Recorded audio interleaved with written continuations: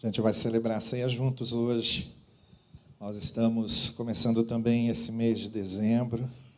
O tema do nosso Natal aqui esse mês é Natal de Paz. Eu já expliquei aqui há algumas semanas que essa seria a nossa ênfase. Nós estamos vindo de momentos bastante tumultuados na política do país, e esses momentos tumultuados têm dividido as pessoas, dividido famílias, em alguns casos têm dividido inclusive igrejas, lideranças. E eu já tenho dito aqui que agora chegou a hora de nós derrubarmos esses muros, derrubarmos essas barreiras. E a melhor ocasião que temos para isso é essa do Natal, porque a grande mensagem do Natal é a mensagem da paz, do príncipe da paz. Prestem bem atenção nisso. Não tem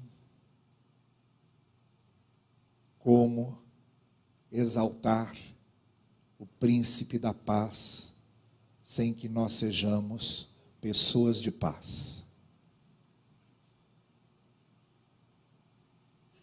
Tudo ficará hipócrita, falso, mascarado, fingido, disfarçado,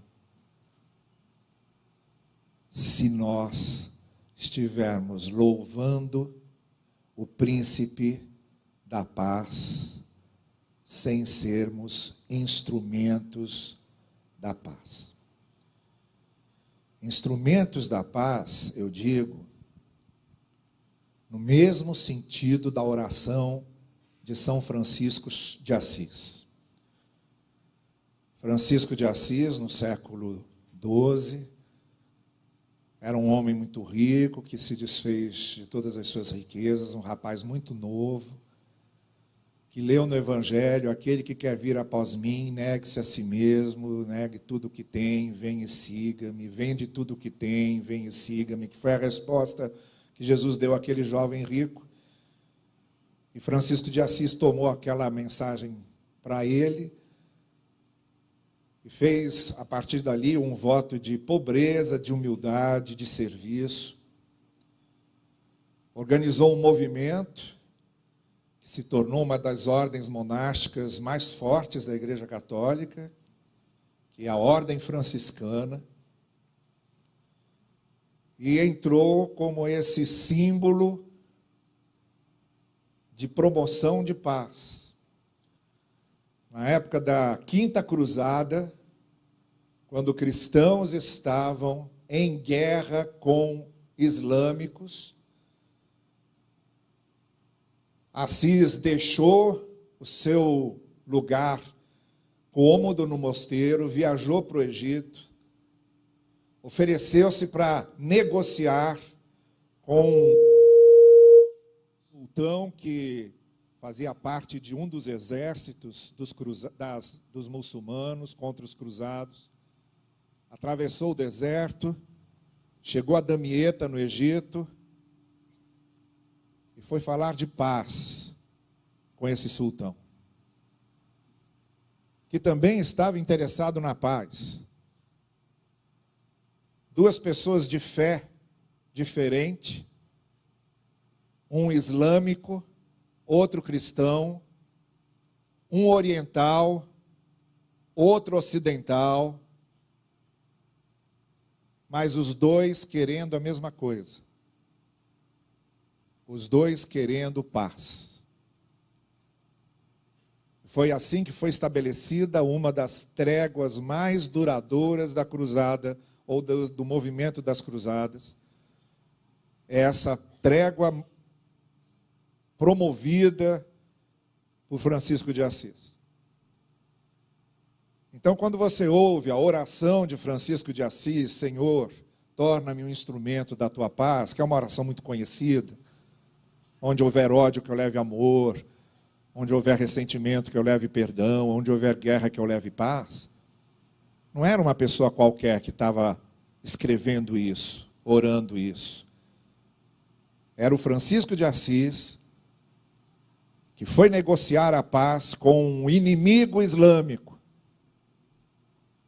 E na negociação de paz pouparam centenas de vidas. Isso porque Assis entendia que não tem como louvar e proclamar o príncipe da paz sem nós sermos agentes de paz, instrumentos de paz. Sem que nós derrubemos os muros que dividem as pessoas. A fé cristã é um movimento de derrubada de muros e de construção de pontes. Ela não tem outro movimento, ou então não é cristã. Se é cristã, quando ela se movimenta para derrubar muros e criar pontes. Onde derrubam pontes e constroem muros, os seguidores de Cristo passam, destruindo muros e construindo pontes. Não tem culto, não tem ceia, não tem programação especial, não tem celebração, não tem liturgia, não tem ritual que valha isso. A única maneira que um cristão tem de honrar o príncipe da paz é sendo um agente de paz. O resto é hipocrisia. Então a gente vai refletir sobre paz durante esse mês de dezembro, porque é o Natal da paz. E hoje eu queria começar com um versículo que vocês conhecem bem, mas que a gente às vezes não entende. Quando Paulo fala em Filipenses, e a paz de Deus, vocês querem ver como vocês conhecem? E a paz de Deus que excede... emperrou? E a paz de Deus, que excede todo entendimento, guardará o coração e a mente de vocês em Cristo Jesus. Vamos lá, então, todos juntos. E a paz de Deus, que excede todo entendimento, guardará o coração e a mente de vocês em Cristo Jesus. Duas coisas. Primeiro, é uma paz que a gente não entende, então não adianta querer explicar. Não é uma paz para ser explicada, é uma paz para ser sentida. Ela está para além de acordos, de tratados, de cálculos, de fórmulas. É a paz de Deus que excede, que ultrapassa todo entendimento, toda compreensão, toda lógica, toda ciência, toda a filosofia, todas as fórmulas. A paz que sentimos não tem explicação. Por que não tem explicação? Porque a paz que sentimos e que transmitimos aos outros, muitas vezes é exatamente no ambiente bélico, de conflito, de revolta, de ressentimento, de mágoa, de raiva, de ódio. Como é que alguém vivendo no meio disso consegue sentir e transmitir paz? Não tem explicação. Por isso que é a paz que excede todo entendimento. Não tem explicação para uma pessoa que passa um momento difícil na vida, que passa uma aflição difícil na vida, que teve grandes perdas na vida, dentro dela, coração e mente, essa é a segunda coisa, coração e mente tem a ver com o interior da gente, com o que a gente pensa, com o que a gente sente. No interior está em paz. Pode ter tristeza, pode ter saudade, mas está em paz. Então não tem explicação, excede todo o entendimento. Mas eu queria fazer uma aplicação mais imediata disso, usando o versículo anterior. E por isso eu disse que essa compreensão dessa paz, ela é tão ruim, tão mal compreendida por nós. E a gente compreende mal, e depois sai falando coisa que não tem nada a ver, né? Ontem, a Jussara já estava falando aqui, ontem a gente estava falando com uma pessoa que recebeu aí o diagnóstico de uma doença terrível que ela precisava tratar. estava apavorada. E os seus conhecidos da igreja disseram para ela: isso aí é alguma coisa que você fez de errado e Deus está te castigando.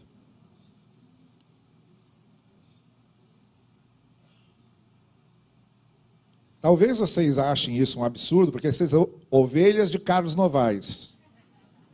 Mas podem ter certeza que grande parte, a maior parte dos evangélicos pensa isso. E é isso que se diz escancaradamente em igrejas. Você não pode ficar doente porque é maldição de Deus. Além da pessoa ter que lidar com a doença, ainda tem que lidar com a culpa de ter ficado doente. É um absurdo. Olha, religião, quando não serve, anote aí. Religião, quando não serve para confortar as pessoas, só serve para atrapalhar.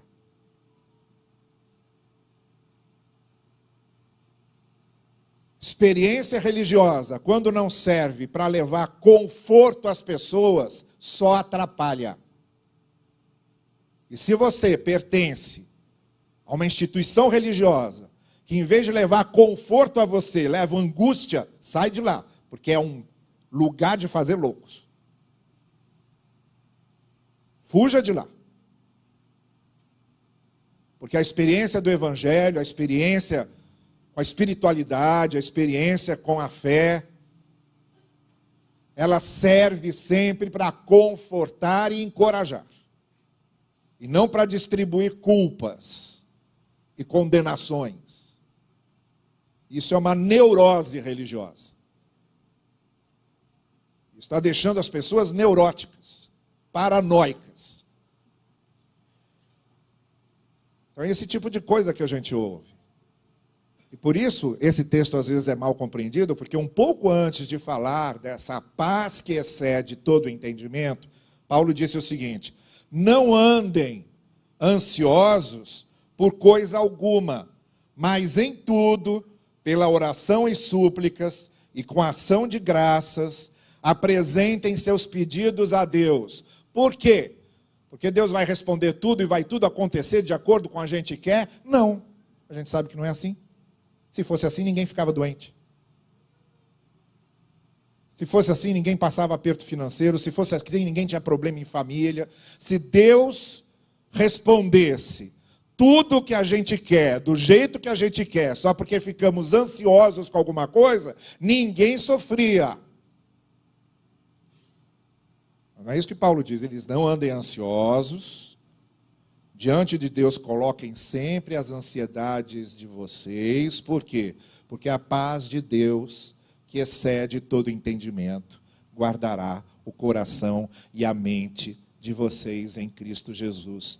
Pode não acontecer o que você está querendo, mas a paz de Deus estará dentro de você. Pode ser um momento difícil, que você esteja orando, e aquele momento difícil não acabe, se prolongue. Pode ser um momento de aflição profunda, que não tenha resposta imediata, que não tenha solução imediata. Paulo não está dizendo nada disso. Ficou ansioso, vai para Deus, que Deus vai fazer tudo o que você está querendo, está pedindo. Que é isso? Aí não ia dar certo. Estou ansioso porque eu não moro na Flórida. Senhor, olha a minha ansiedade. Aí, pau, semana que vem, já aparece aí, passagem para a Flórida, emprego, green card, tudo caído do céu. Que absurdo, é um absurdo. Eu não sei onde é que essa gente tem cabeça. Eu não sei como é que essa gente consegue interpretar esse tipo de coisa. De onde tira essas fantasmagorias. O que Paulo está dizendo é o seguinte: está ansioso, está aflito, está preocupado, diante do Senhor, coloque a sua ansiedade, e você vai sentir uma paz que a sua razão e a sua lógica não vão poder explicar. E Deus vai fazer a obra dele no momento certo, a resposta de Deus vem do jeito dele, no tempo dele, na hora dele. Mas você não perde a paz. É uma doença que precisa encarar, enfrentar, fazer um tratamento difícil? É. Mas você não perde a paz. Porque essa paz que excede todo entendimento guarda o coração e a mente de vocês em Cristo Jesus. Essa é a paz. E quando a gente fala em Natal de paz, o primeiro tipo de paz, o primeiro mecanismo que acontece dentro da gente, para a gente sentir paz, é esse. Colocar diante do Senhor aquilo que nos incomoda, aquilo que nos aflige, aquilo que nos tortura, aquilo que nos tira o sono. Colocar as ansiedades diante do Senhor. Deixar que Ele conduza do jeito dEle. E o Senhor nos dará a sua paz. Por isso o Natal é Natal de paz. Não porque há 2000 anos Jesus nasceu, não. Porque hoje Jesus mora em nós e traz a paz ao nosso interior. Porque hoje Jesus habita conosco e dá paz à nossa vida, à nossa mente, ao nosso coração. Natal de paz, porque Jesus é o príncipe da paz e Ele está em nós e conduzindo as nossas vidas. Que Ele assim nos abençoe e nos conforte e encoraje sempre. Amém.